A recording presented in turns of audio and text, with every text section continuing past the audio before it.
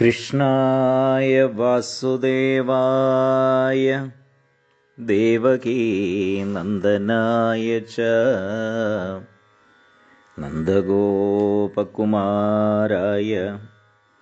ഗോവിന്ദായ നമോ നമഃ. ഹരി ഓം. ശ്രീമദ് ഭാഗവത കഥാവിചാരത്തിൽ പ്രഥമസ്കന്ധത്തിലെ 14-ാം അധ്യായമാണ് ഇനി കേൾക്കാനുള്ളത്.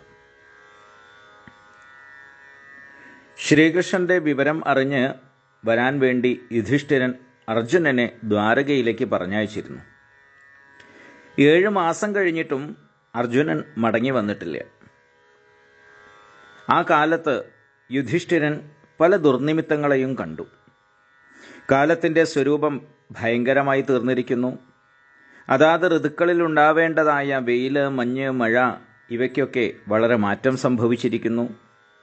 ജനങ്ങൾ ക്രോധികളും ലോഭികളും അസത്യവാദികളുമായി തീർന്നിരിക്കുന്നു. എന്ത് പാപപ്രവൃത്തിയും ചെയ്യാൻ മടിയില്ലാത്തവരായിരിക്കുന്നു. പരസ്പരമുള്ള പെരുമാറ്റം കാപട്യം നിറഞ്ഞതായിട്ട് കാണപ്പെടുന്നുണ്ട്. സ്നേഹമെന്നുള്ളത് ശുദ്ധമല്ല, മറിച്ച് വഞ്ചന കലർന്നതായിരിക്കുന്നു. അച്ഛനും അമ്മയും തമ്മിലും സുഹൃത്തുക്കൾ തമ്മിലും സഹോദരങ്ങൾ തമ്മിലുമൊക്കെ കലഹിക്കുകയാണ്. അച്ഛൻ മക്കളെ വിലക്കി വിൽക്കുന്നതായി കാണപ്പെടുന്നു. വൃദ്ധനായ പിതാവിനെ പുത്രൻ രക്ഷിക്കുന്നതില്ല.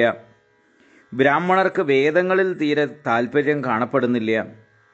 ശൂദ്രർ വേദം പഠിച്ചു പ്രസംഗിച്ചുകൊണ്ട് നടക്കുന്നു.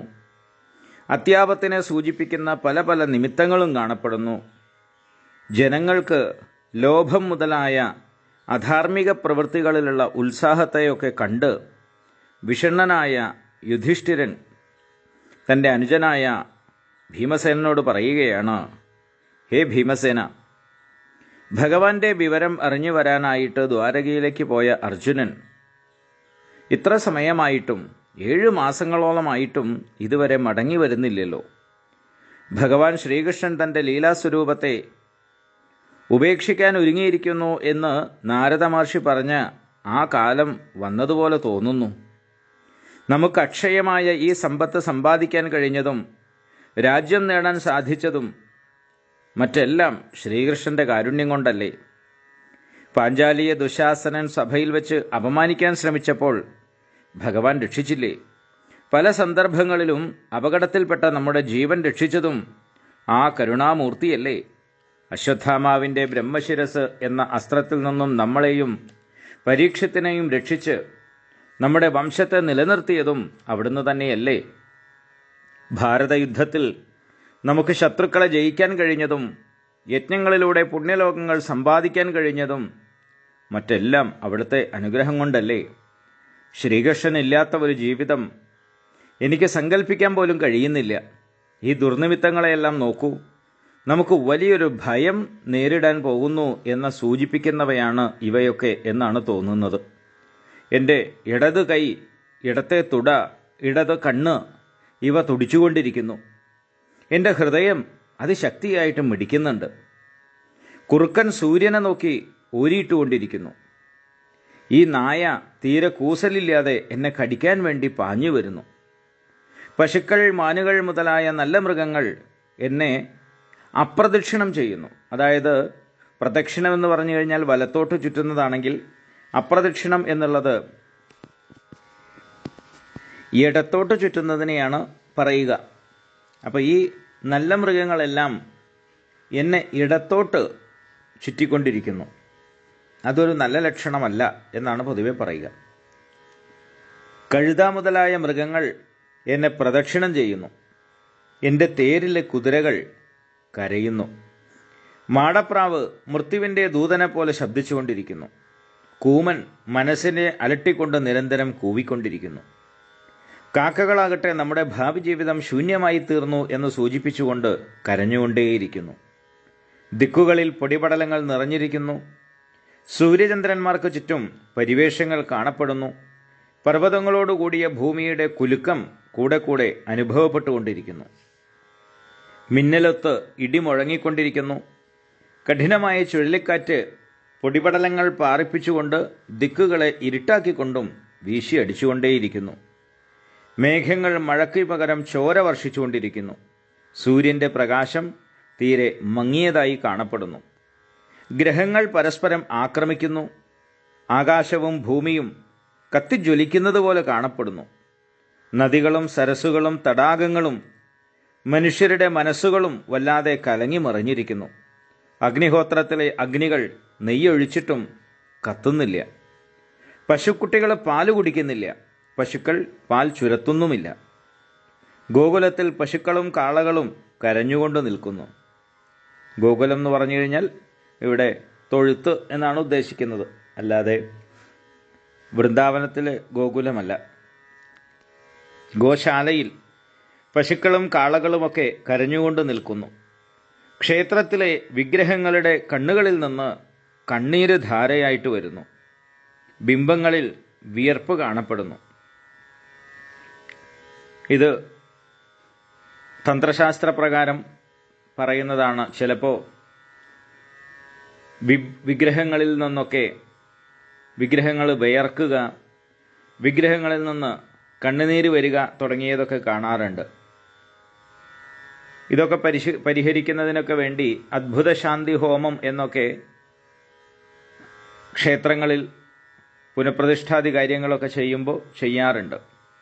അതൊരു നല്ല ലക്ഷണമായിട്ടല്ല കണക്കാക്കാറുള്ളത്. വിഗ്രഹങ്ങൾ ഇളകിക്കൊണ്ടിരിക്കുന്നു. പട്ടണങ്ങൾ, ഗ്രാമങ്ങൾ, ആശ്രമങ്ങൾ, ഉദ്യാനങ്ങൾ ഇവയെല്ലാം ശ്രീത്വം നഷ്ടപ്പെട്ട മാതിരി കാണപ്പെടുന്നു. ഈ ദുർനിമിത്തങ്ങളെല്ലാം നമുക്ക് അത്യാപത്തിനെ സൂചിപ്പിക്കുകയാണ്. ഈ നാനാതരം അനിഷ്ടാനുഭവങ്ങളെ കൊണ്ട് ഞാൻ ഊഹിക്കുന്നത് ശ്രീകൃഷ്ണ ഭഗവാൻ ഈ ലോകത്തെ ഉപേക്ഷിച്ചുപോയി എന്നാണ്. അതിനാലായിരിക്കാം ഭൂമി ഈ ശ്രീത്വം നഷ്ടപ്പെട്ടതായി തീർന്നിരിക്കുന്നത് എന്നാണ് എനിക്ക് തോന്നുന്നത്. ഇങ്ങനെ ദുർനിമിത്തങ്ങൾ പലതും കണ്ടതിനാൽ യുധിഷ്ഠിരൻ ദുഃഖിച്ചുകൊണ്ടിരിക്കുമ്പോഴാണ് അർജുനൻ ദ്വാരകയിൽ നിന്ന് മടങ്ങി വന്നത്. പക്ഷേ ഇതിനു മുൻപ് ഒരിക്കലും കാണാത്ത വിധത്തിൽ അർജുനൻ ദുഃഖപരവശനായിരുന്നു.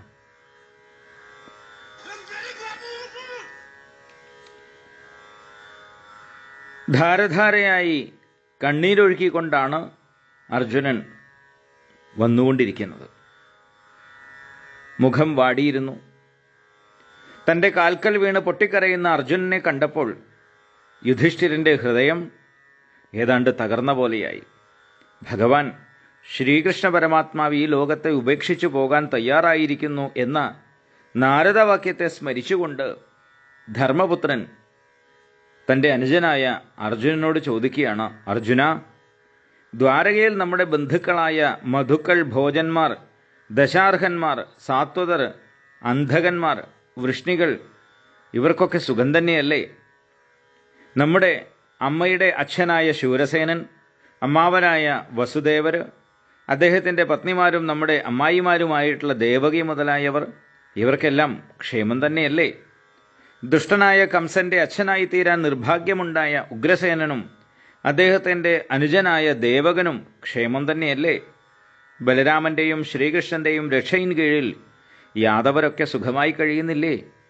ബ്രാഹ്മണഭക്തനും ഭക്തവത്സലനുമായ ഭഗവാൻ ശ്രീകൃഷ്ണൻ സുധർമ്മ എന്ന സഭയിൽ ബന്ധുക്കളോടൊന്നിച്ച് സുഖമായിരിക്കുകയില്ലേ? അല്ലെങ്കിൽ സുഖമായിരിക്കുന്നില്ലേ?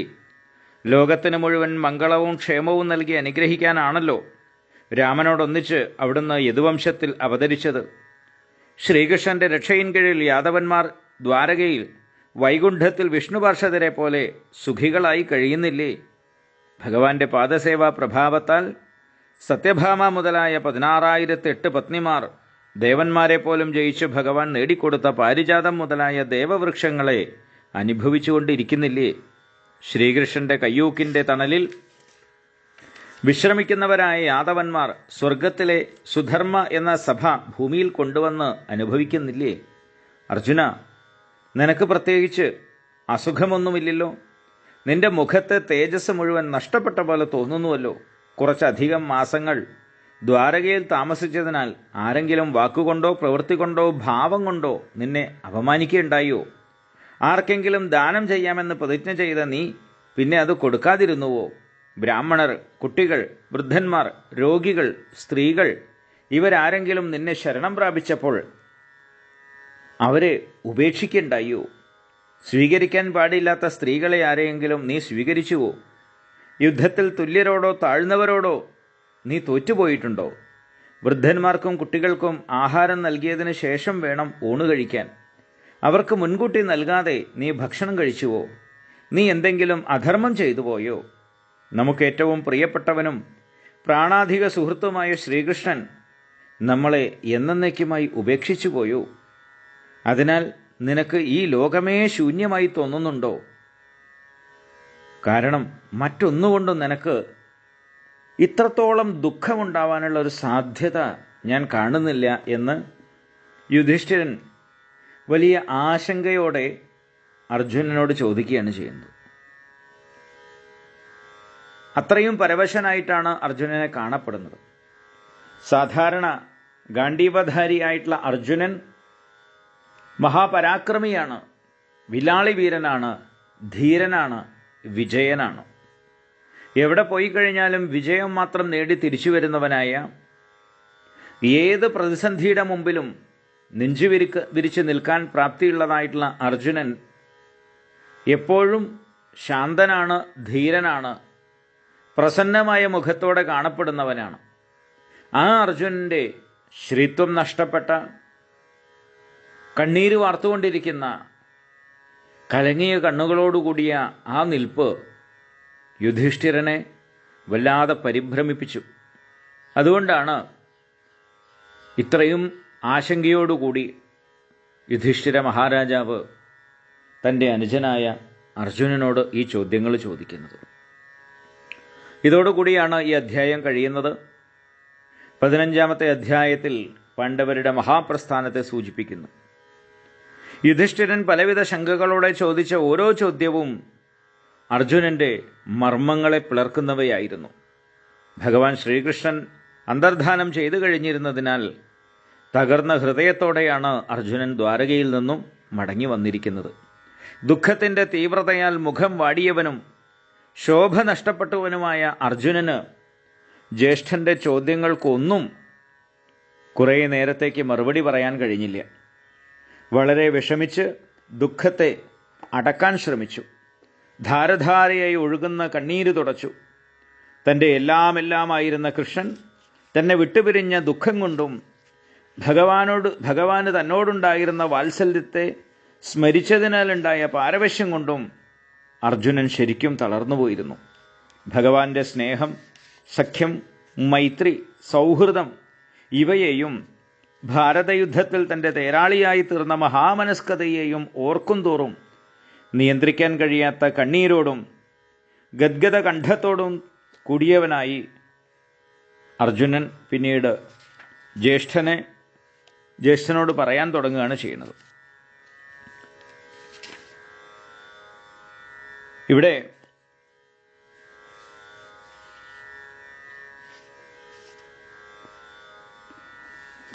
അർജുനൻ്റെ ആ ഒരു അവസ്ഥ, ദ്വാരകയിൽ സർവം തകർന്ന് തൻ്റെ എല്ലാമായിരിക്കുന്ന ആ ഭഗവാൻ ഭൂമി വിട്ടുപോയി, അവിടുത്തെ കാര്യങ്ങളൊക്കെ കഴിഞ്ഞിട്ടാണ് അർജുനൻ വരുന്നത്. ആ ദുഃഖത്തിലാണ് അർജുനൻ ഒന്നും പറയാൻ കഴിയാതെ അങ്ങനെ നിൽക്കുന്നതായിട്ടുള്ള സന്ദർഭം. ഏതാണെങ്കിലും അർജുനൻ യുധിഷ്ഠിരനോട് മറുപടി പറയാൻ തുടങ്ങി. 5ാമത്തെ ശ്ലോകത്തിൽ തുടങ്ങുന്നുണ്ട്: വഞ്ചിതോഹം മഹാരാജൻ ഹരിണാ ബന്ധുരൂപിണ യേനമേ അപഹൃതം തേജോ ദേവവിസ്മാപനം മഹത് യസ്യ ക്ഷണവിയോഗേന ലോകോ ഹ്യപ്രിയദർശന ഉക്തേന രഹിതോ ഹ്യേഷ മൃദഗഃ പ്രോച്യതേ യഥാ. ഹേ മഹാരാജാവേ, ഞാൻ തികച്ചും വഞ്ചിതനായി. സംസാരവാസനകളെ നശിപ്പിക്കുന്ന ഹരിയായ ഭഗവാനെ എൻ്റെ ബന്ധുവായി, അമ്മാവൻ്റെ മകനായും ഭാര്യയുടെ ജ്യേഷ്ഠനായും മാത്രം കണ്ടതിനാൽ ഞാൻ വഞ്ചിക്കപ്പെട്ടു. ദേവന്മാരെ പോലും ആശ്ചര്യപ്പെടുത്തുന്നതായിരുന്നു എൻ്റെ തേജസ്. ഭഗവാൻ അന്തർധാനം ചെയ്തതോടെ എൻ്റെ തേജസ് മുഴുവനും നഷ്ടപ്പെട്ടു. ഞാൻ സാധാരണക്കാരിൽ വെച്ച് സാധാരണക്കാരനായി മാറിയിരിക്കുന്നു. ജീവൻ വേർപെട്ട ശരീരമെന്നതുപോലെ കൃഷ്ണൻ ഉപേക്ഷിച്ചു പോയ ഈ ലോകം കാണാൻ കൊള്ളരുതാത്തതായി തീർന്നിരിക്കുന്നു. എന്നിട്ട് തൻ്റെ മേന്മയ്ക്കെല്ലാം ഭഗവാൻ കാരണക്കാരനായത് എങ്ങനെയാണ് എന്ന് ഇവിടെ പറയുകയാണ് ചെയ്യുന്നത്. പാഞ്ചാലി സ്വയംവരത്തിൽ യത്സംശ്രയാദ്രുപദഗേഹമുപാഗതാനാം രാജ്ഞാം സ്വയംവരമുഖേ സ്മരദുർമദാനാം തേജോഹൃദം ഖലു മയാഭിഹതശ്ച മത്സ്യ സജ്ജീകൃതേന ധനുഷാധിഗതാച്ച കൃഷ്ണ. ഹേ ജ്യേഷ്ഠ അല്ലെങ്കിൽ യുധിഷ്ഠിര മഹാരാജാവേ, പാഞ്ചാലി സ്വയംവരത്തിൽ മഹാരഥന്മാരായ എത്രയെത്ര രാജാക്കന്മാരാണ് പങ്കെടുത്തിരുന്നത്. അവരെയെല്ലാം നിഷ്പ്രഭരാക്കിക്കൊണ്ട് മഹത്തായ ആ വില്ല് കുലയ്ക്കാനും ലക്ഷ്യം ഭേദിക്കാനും പാഞ്ചാലിയെ വരിക്കാനും എനിക്ക് കഴിഞ്ഞത് ശ്രീകൃഷ്ണൻ്റെ അനുഗ്രഹവിശേഷം കൊണ്ടാണ്. എന്നാൽ അതെൻ്റെ സാമർഥ്യം കൊണ്ടാണ് എന്നാണ് അന്ന് ഞാൻ വിചാരിച്ചത്. അതിനാൽ അത് യഥാർത്ഥത്തിൽ മനസ്സിലാക്കാൻ കഴിയാതെ ഞാൻ വഞ്ചിക്കപ്പെട്ടു. മാത്രമല്ല, ഭഗവാന്റെ സാന്നിധ്യപ്രഭാവം കൊണ്ട് മാത്രമാണ് എനിക്ക് ഇന്ദ്രനെയും ദേവന്മാരെയും ജയിച്ച് ഖാണ്ഡവവനം അഗ്നിക്ക് ദഹിപ്പിക്കാൻ കൊടുക്കാൻ കഴിഞ്ഞത്. ആ കഥ നമുക്കറിയാവുന്നതാണ്.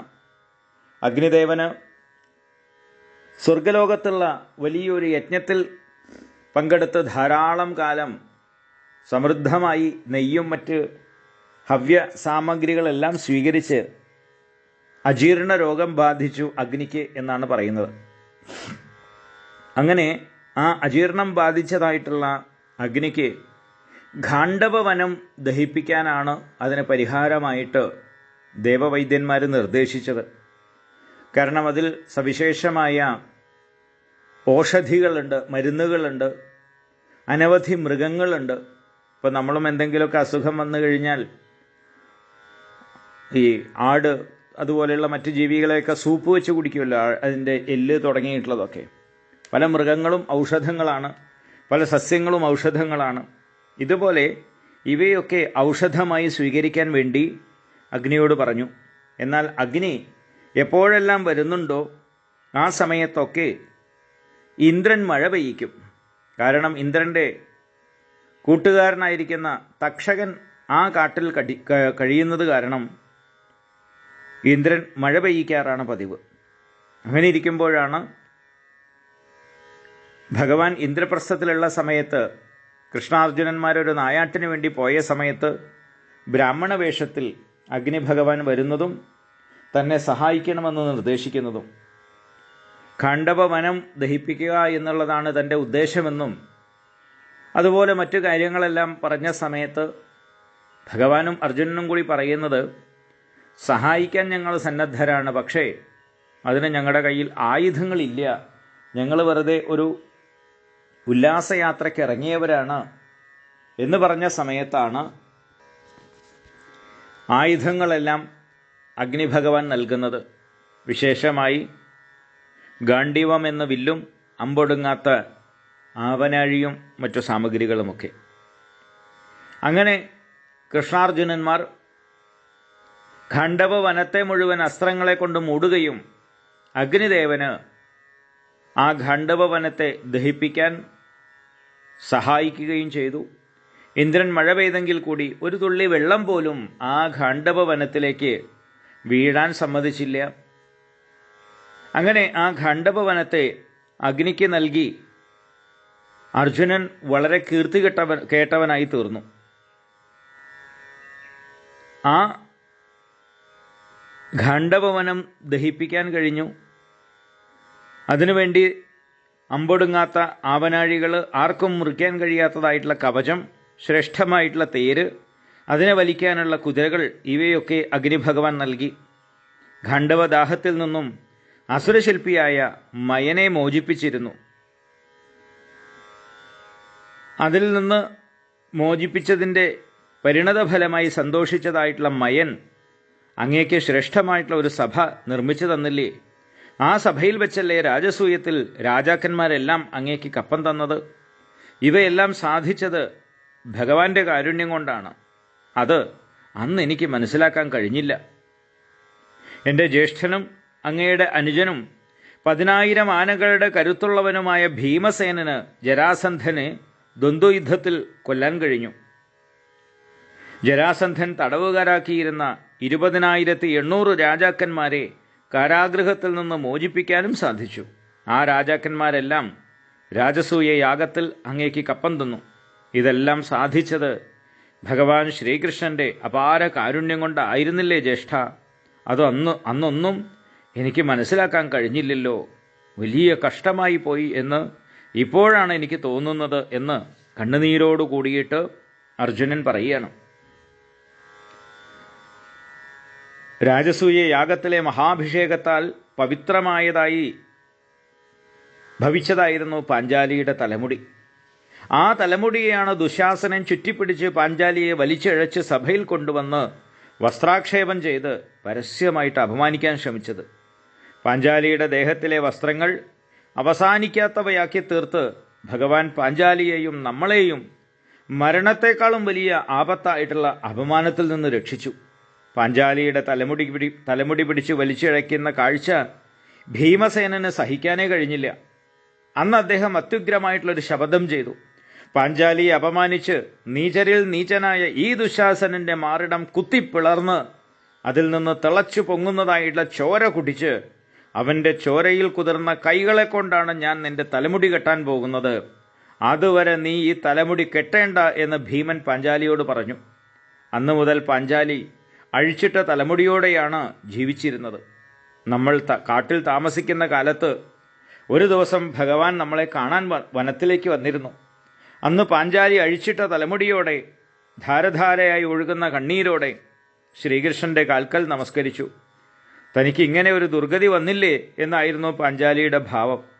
അത് മനസ്സിലാക്കി അന്ന് ഉജ്ജ്വലിച്ചതായ ഭഗവാന്റെ കോപമടങ്ങിയത് ദുശാസനനും സഹോദരന്മാരും മരിച്ച് അവരുടെ പത്നിമാർ പാഞ്ചാലിയെപ്പോലെ കരഞ്ഞുകൊണ്ടു പോകുന്നത് കണ്ടപ്പോഴാണ്.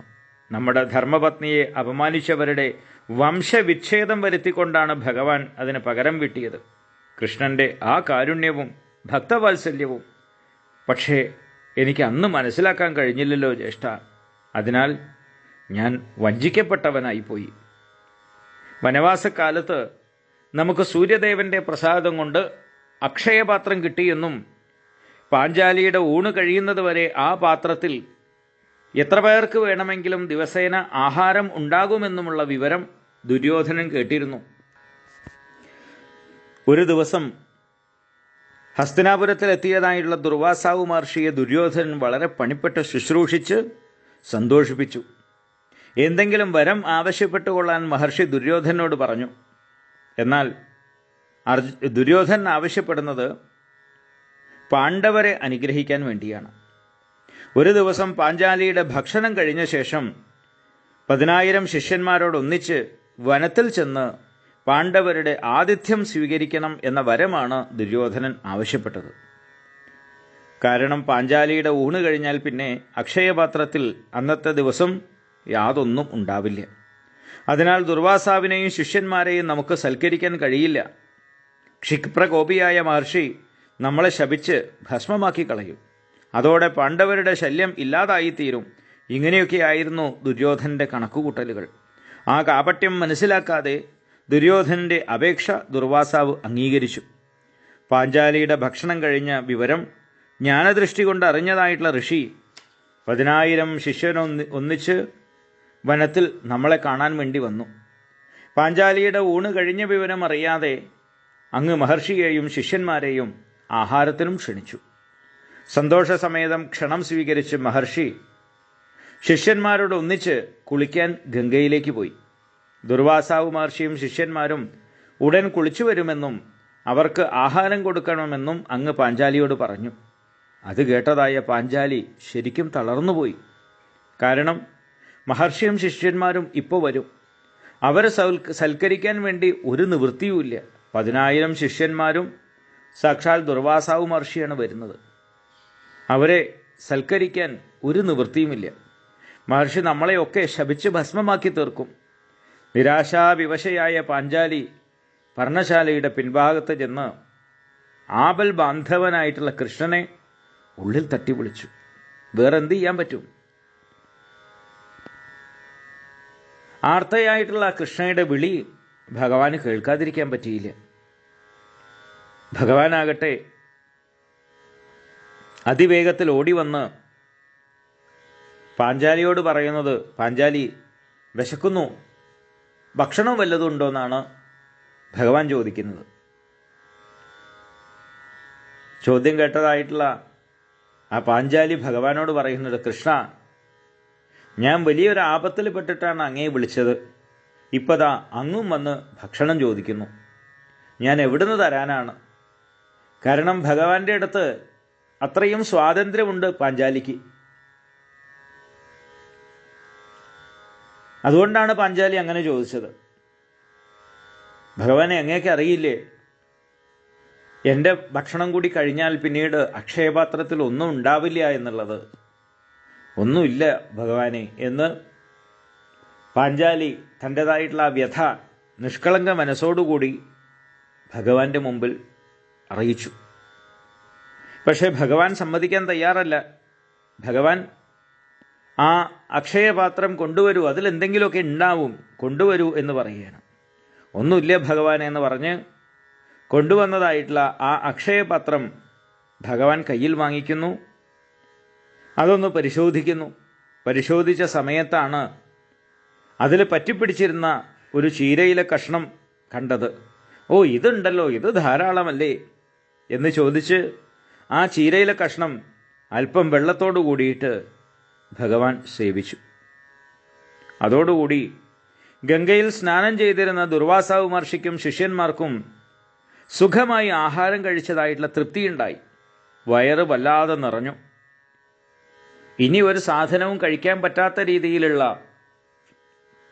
ആ നിറയലാണ് അവർക്കുണ്ടായത്. ദുർവാസാവ് മഹർഷിയും ശിഷ്യന്മാരും പിന്നീട് നമ്മളോട് യാത്ര പോലും ചോദിക്കാതെ അതിവേഗത്തിൽ പോയി. കാരണം ഇനി അവിടെ ചെന്നു കഴിഞ്ഞാൽ യുധിഷ്ഠിരനല്ലേ വല്ലാതെ സൽക്കരിക്കും. അവിടെ നിന്ന് ഭക്ഷണം കഴിക്കാൻ നിന്നു കഴിഞ്ഞാൽ നമുക്കത് സാധിക്കുകയില്ല. അതുകൊണ്ട് യുധിഷ്ഠിരനെ മുമ്പിലേക്ക് പോകാതെ നമുക്ക് വേഗത്തിൽ രക്ഷപ്പെടാമെന്ന് പറഞ്ഞിട്ടാണ് ദുർവാസാവ് മഹർഷിയും ശിഷ്യന്മാരും അവിടുന്ന് പോയത്. അങ്ങനെ ദുർവാസാവ് മഹർഷിയുടെ ശാപമാകുന്ന അത്യാപത്തിൽ നിന്ന് ഭഗവാൻ നമ്മളെ രക്ഷിച്ചില്ലേ? അപ്പോഴും അത് ഭഗവത് കാരുണ്യമായിട്ട് എനിക്ക് മനസ്സിലാക്കാൻ കഴിഞ്ഞില്ല ജ്യേഷ്ഠ എന്ന് പറയുകയാണ്. ഇതാണ് ഭഗവാനെ ആശ്രയിക്കേണ്ടതിൻ്റെ കാര്യം ഇവിടെ അർജുനൻ പോലും പറയുന്നത്. ഏതെങ്കിലും തരത്തിലുള്ള ആപത്തുകൾ പലപ്പോഴും നമ്മളെ പ്രതീക്ഷിക്കാതെ വന്നു ചേരാം. ഇപ്പം എന്തായിരുന്നു ആ ദുർവാസാവ് മഹർഷിയും 10,000 ശിഷ്യന്മാരും തമ്മിൽ അവർ വന്നു ചേർന്നാലുള്ളൊരവസ്ഥ? പക്ഷേ നിഷ്കളങ്കമായി ഭഗവാനെ ആശ്രയിച്ചു കഴിഞ്ഞാൽ ഭഗവാൻ കൈവിടില്ല എന്നുള്ളത് കാണിക്കുകയാണ്. ഒരുപക്ഷെ നമുക്ക് മനസ്സിലായില്ലായിരിക്കാം ഭഗവാന്റെ ലീലകൾ. പക്ഷേ ഹൃദയത്തിൽ തട്ടി ഭഗവാനെ വിളിക്കുന്നവരെ, ഭഗവാനെ ആശ്രയിക്കുന്നവരെ ഒരു നിലയ്ക്കും ഭഗവാൻ കൈവിടില്ല എന്നുള്ളത് സത്യമായ കാര്യമാണ്. ഗീതയിൽ ഭഗവാൻ പ്രതിജ്ഞ ചെയ്യുന്നുണ്ടല്ലോ, അനന്യാസ്യന്തയന്തോ മാം യേ ജനാ പര്യുപാസത്തെ തേഷാം നിത്യാഭിയുക്താനാം യോഗക്ഷേമം വഹാമ്യഹം. അനന്യമായിട്ട് ആശ്രയിക്കുന്നവരുടെ യോഗക്ഷേമങ്ങളൊക്കെ ഞാൻ നിർവഹിക്കും. മാത്രമല്ല അർജുനോട് തന്നെ പറയുന്നുണ്ടല്ലോ, അർജുന നമേ ഭക്ത പ്രണശ്യതി, എൻ്റെ ഭക്തൻ ഒരിക്കലും നശിക്കാൻ ഞാൻ സമ്മതിക്കില്ല അർജുന എന്നും ഭഗവാൻ ഉള്ളിൽ തട്ടി പറയുന്നത് നമുക്ക് ഗീതയിൽ കേൾക്കാം. അതൊക്കെ അനുഭവിച്ചതായിട്ടുള്ള കാര്യങ്ങളെ ഇവിടെ അർജുനൻ ഓർത്തെടുക്കുന്നതാണ് നമ്മൾ കാണുന്നത്. മറ്റൊരു സന്ദർഭത്തെ അർജുനൻ ഓർത്തു പറയുകയാണ്. കാരണം ആ ഭഗവാന്റെ വിയോഗത്തിൽ അദ്ദേഹത്തിൻ്റെ പൂർവ്വത്തിലുള്ള മുൻപുണ്ടായിരുന്ന ഓർമ്മകളെല്ലാം തികട്ടി വരുന്നതും അതിനെ മനസ്സിലാക്കാൻ കഴിയാത്ത കുറ്റബോധം കൊണ്ടും അർജുനൻ തരളിതനായിട്ട് ജ്യേഷ്ഠനോട് പറയുകയാണ്, ജ്യേഷ്ഠ, അങ്ങേക്ക് ഓർമ്മയുണ്ടോ, ഞാൻ പാശുപതാസ്ത്രത്തിന് വേണ്ടി പരമശിവനെ തപസ് ചെയ്തിരുന്ന കാലം? എൻ്റെ ശക്തിയെ പരീക്ഷിക്കാൻ വേണ്ടി ഭഗവാൻ പാർവതീദേവിയോടൊരുമിച്ച് കാട്ടാള രൂപത്തിൽ വന്ന് എന്നോട് യുദ്ധം ചെയ്തു. ഇതാണ് കിരാത അർജുനീയം. യുദ്ധത്തിലെ എൻ്റെ പരാക്രമം കണ്ട് സന്തോഷിച്ച് എനിക്ക് പാശുപതാസ്ത്രം തന്ന് അനുഗ്രഹിച്ചു. ദേവന്മാരെല്ലാം അവരവരുടെ ദിവ്യാസ്ത്രങ്ങൾ എനിക്ക് തന്നു. ദേവന്മാർ എന്നെ സ്വർഗത്തിലേക്ക് കൂട്ടിക്കൊണ്ടുപോയി. ഇന്ദ്രൻ സ്വന്തം സിംഹാസനത്തിൽ തൻ്റെ സമീപത്ത് എന്നെ ഇരുത്തി സൽക്കരിച്ചു.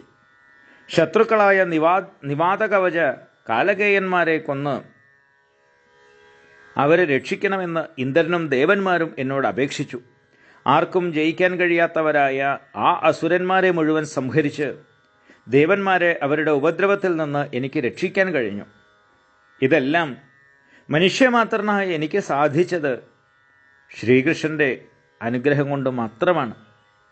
പക്ഷേ അന്നൊന്നും ആ കാരുണ്യത്തെ പറ്റി സ്മരിക്കാൻ പോലും എനിക്ക് സാധിച്ചില്ല ജ്യേഷ്ഠ. ഞാൻ നന്ദിയില്ലാത്തവനാണ് എന്ന് ഇപ്പോൾ എനിക്ക് മനസ്സിലായി. അതുകൊണ്ട് ഞാൻ ശരിക്കും വഞ്ചിക്കപ്പെട്ടവനായിപ്പോയി. നമ്മൾ വിരാട രാജ്യത്ത് അജ്ഞാതവാസം ചെയ്തുകൊണ്ടിരുന്ന കാലം, നമ്മളവിടെ ഉണ്ടാവാൻ സാധ്യതയുണ്ട് എന്ന് ദുര്യോധനന് സംശയം തോന്നി. വളരെ വലിയൊരു സൈന്യത്തോടെ വന്ന് അവസാനം ദുര്യോധനൻ വിരാട രാജാവിൻ്റെ പശുക്കളെ അപഹരിച്ചു.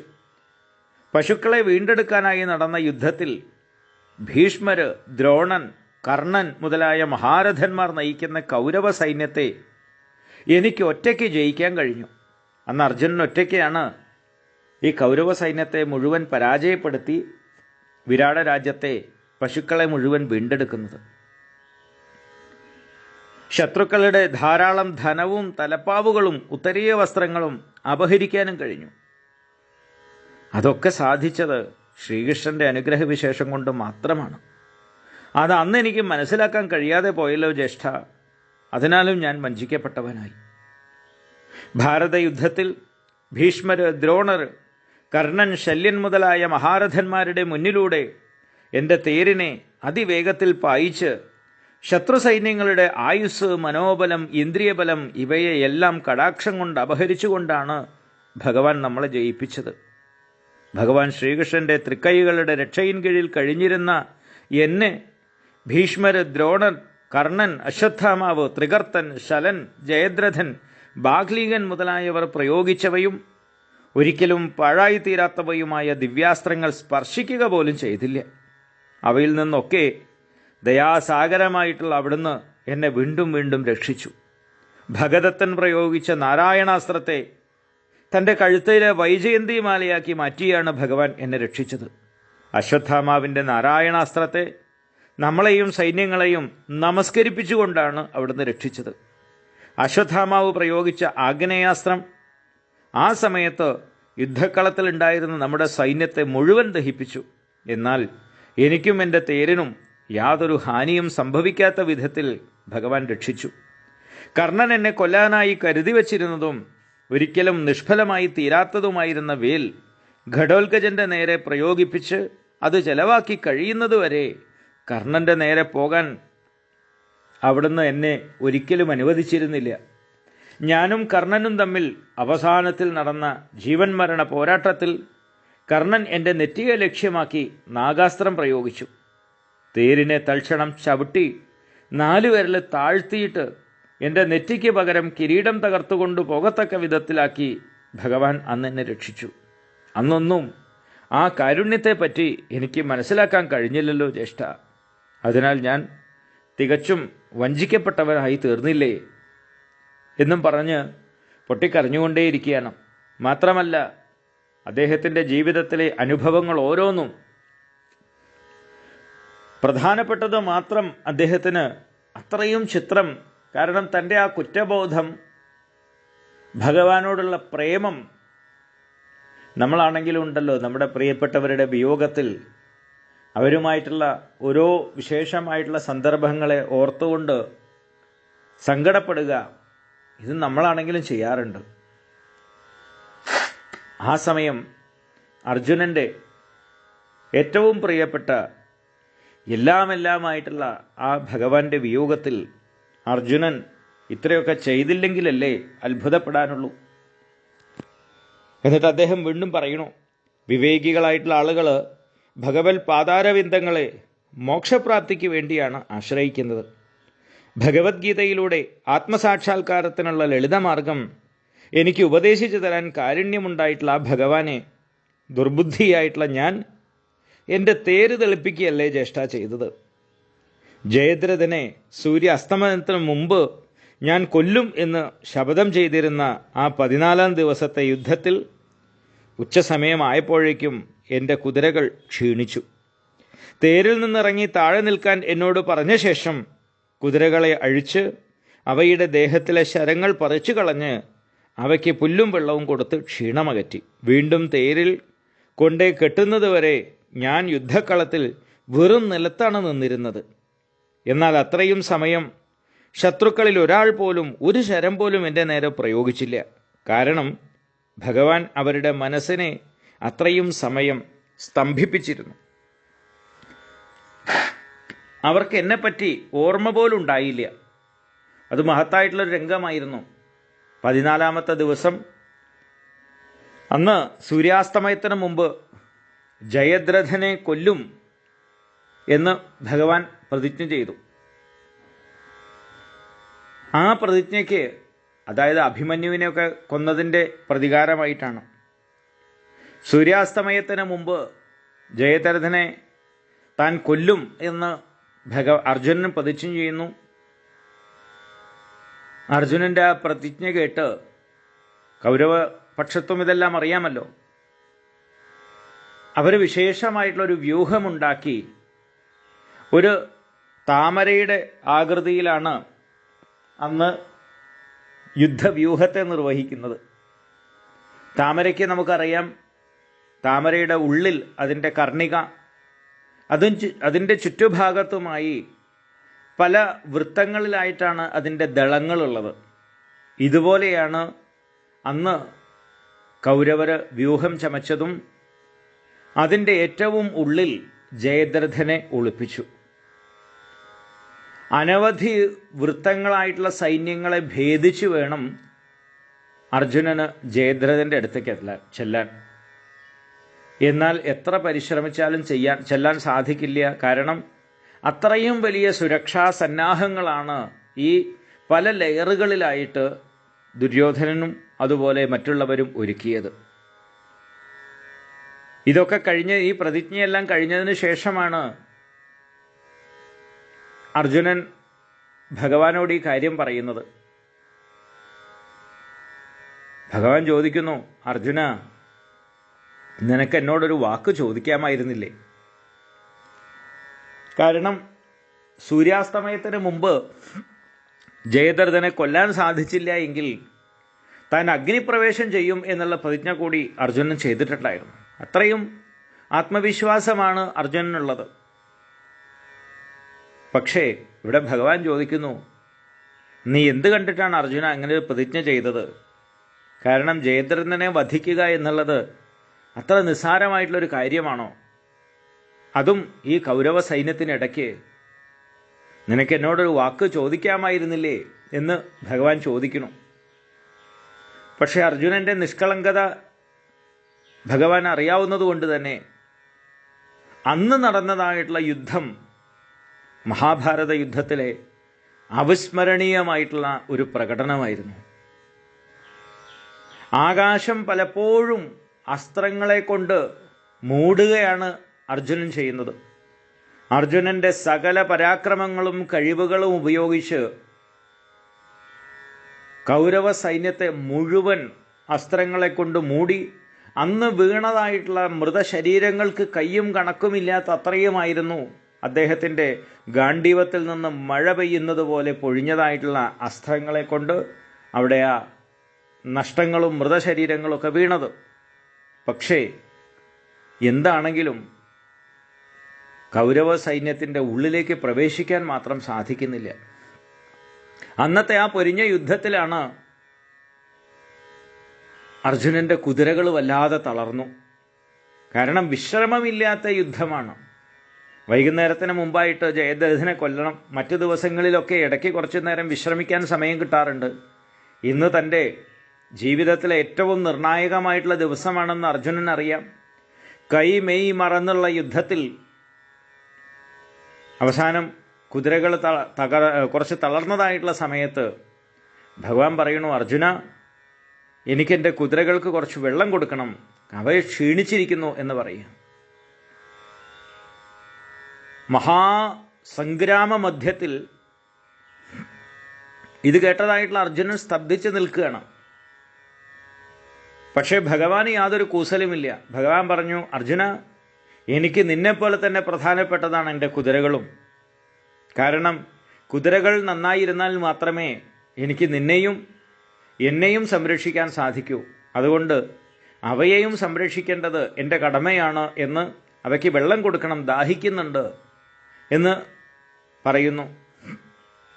ആ സമയത്ത് അർജുനൻ അവിടെ ഒരു തടാകമുണ്ടാക്കിയെന്നാണ് പറയണത്. വരുണാസ്ത്രം പ്രയോഗിച്ച് ഒരു ചെറിയതായിട്ടുള്ള ഒരു തടാകം അവിടെ ഉണ്ടാക്കുന്നു. ഭഗവാൻ ആ തേരവിടെ നിർത്തി തൻ്റെ കുതിരകളെയൊക്കെ അഴിച്ച് വളരെ സ്വസ്ഥചിത്തനായി ആ കുതിരകളെയും പിടിച്ച് ആ തടാകത്തിലേക്ക് പോയി അവയ്ക്ക് വെള്ളം കൊടുക്കുന്നു. അവരുടെ ദേഹത്തുണ്ടായിരുന്നതായിട്ടുള്ള ആ അമ്പുകൾ തറച്ചതും മറ്റുമൊക്കെ ആയിട്ടുള്ള മുറിവുകളൊക്കെ തടവി അവറ്റെ സ്വസ്ഥമാക്കുന്നു. അവയ്ക്ക് കുറച്ച് തിന്നാൻ പുല്ലൊക്കെ കൊടുക്കുന്നു. സാവധാനത്തിൽ തന്നെ അവയെ കൊണ്ടുവന്ന് തേരിലേക്ക് കിട്ടുന്നു. യുദ്ധത്തിൽ അന്ന് വരെ കേട്ടുകേൾവി പോലും ഇല്ലാത്തതായിട്ടുള്ള ഒരു കാര്യമാണ് അവിടെ നടന്നത്. പൊടിപാറിയതായിട്ടുള്ള യുദ്ധം നടക്കുന്നതിനിടയ്ക്ക് അർജുനനാകുന്ന ഒരൊറ്റ ലക്ഷ്യമാണ് കൗരവ സൈന്യത്തിന് മുഴുവനുള്ളത്.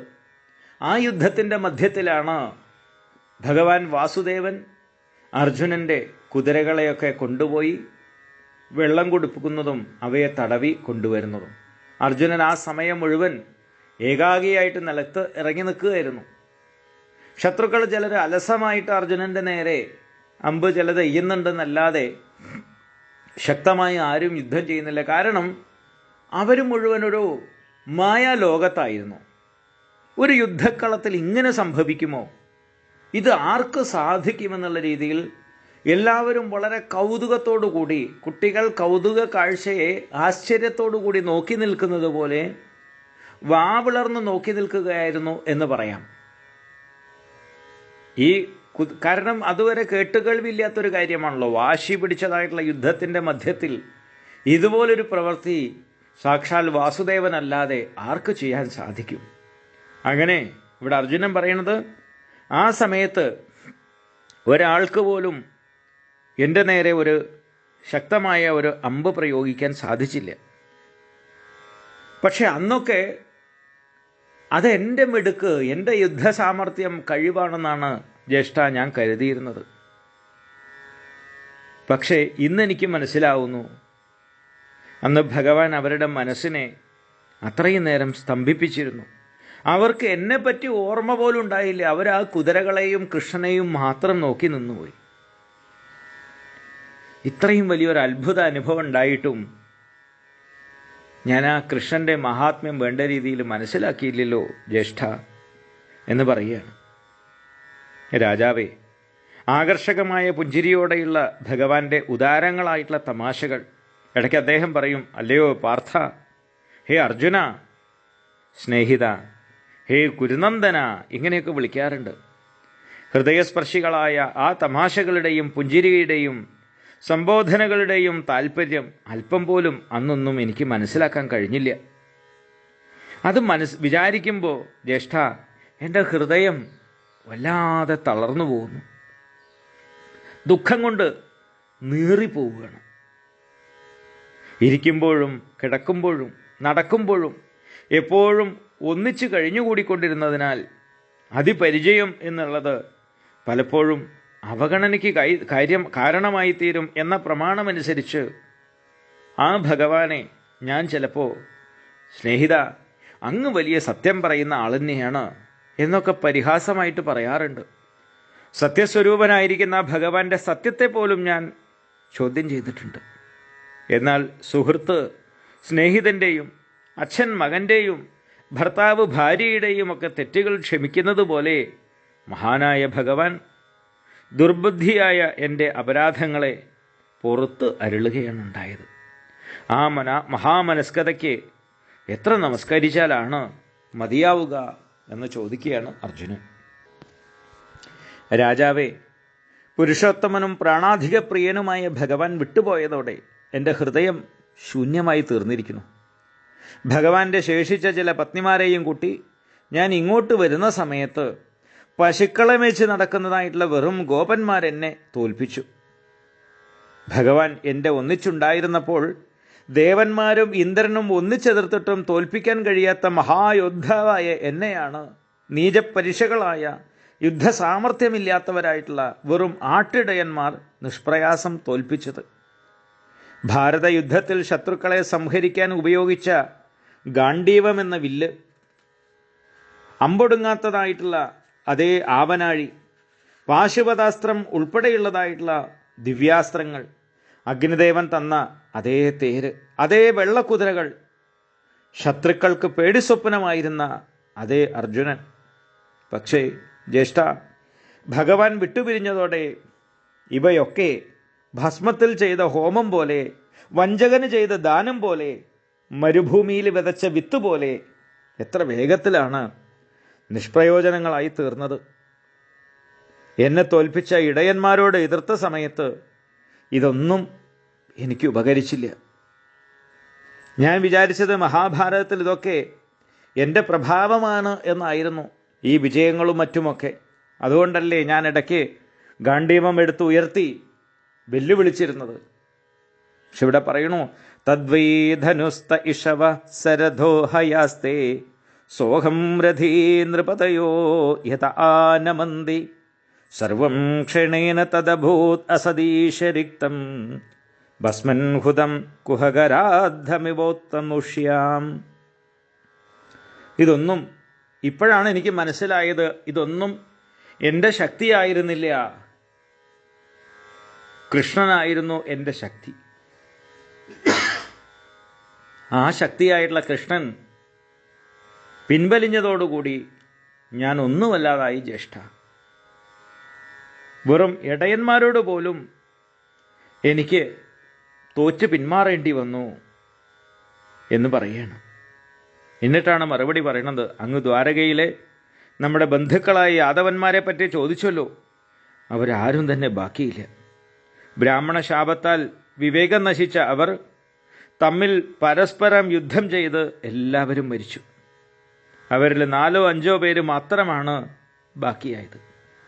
അല്ലെങ്കിലും ഇതെല്ലാം കാലസ്വരൂപനായ ഭഗവാന്റെ കളിയല്ലേ ജ്യേഷ്ഠ? ജീവജാലങ്ങളെ പരസ്പരം രക്ഷിപ്പിക്കുന്നതും തമ്മിൽ തമ്മിൽ സംഹരിപ്പിക്കുന്നതും അവിടുന്ന് തന്നെയല്ലേ? വെള്ളത്തിൽ വലിയ മത്സ്യങ്ങൾ ചെറിയവയെ തിന്നുന്നു, തുല്യബലശാലികൾ പരസ്പരം യുദ്ധം ചെയ്ത് മരിക്കുന്നു. ഇതുപോലെ ശക്തരായ യാദവരെ കൊണ്ട് ദുഷ്ടരാജാക്കന്മാരെ സംഹരിപ്പിച്ചതിന് ശേഷം ഭഗവാൻ യാദവന്മാരെ പരസ്പരം യുദ്ധം ചെയ്യിച്ചും സംഹരിച്ചു. അങ്ങനെ ഭൂമിയുടെ ഭാരം തീർത്തുവെച്ചു. എല്ലാ ദേശത്തിനും കാലത്തിനും യോജിച്ചതും ദുഃഖത്തെ നിശേഷം നശിപ്പിക്കുന്നതുമാണ് ഭഗവാന്റെ ഗീതോപദേശം. അതിനെ ഓർമ്മിക്കുന്ന എൻ്റെ മനസ്സ് ഭക്തി കൊണ്ട് തരളിതമായി തീരുന്നു. ഇങ്ങനെ പറഞ്ഞ് അദ്ദേഹം ആ ഭഗവത്ഗീതയെ ഓർക്കാൻ തുടങ്ങി. യുദ്ധമധ്യത്തിൽ തനിക്ക് ഉപദേശിച്ചു തന്ന ആ ഗീതയിലെ ഓരോ ശ്ലോകങ്ങളും അദ്ദേഹത്തിന് ഓർമ്മ വരാൻ തുടങ്ങി. ക്രമേണ ക്രമേണ അർജുനൻ്റെ മനസ്സ് ശാന്തമാകാനും തുടങ്ങി. ബാക്കി ഭാഗം നമുക്ക് അടുത്ത ക്ലാസ്സിൽ കേൾക്കാം. ഹരിയോം.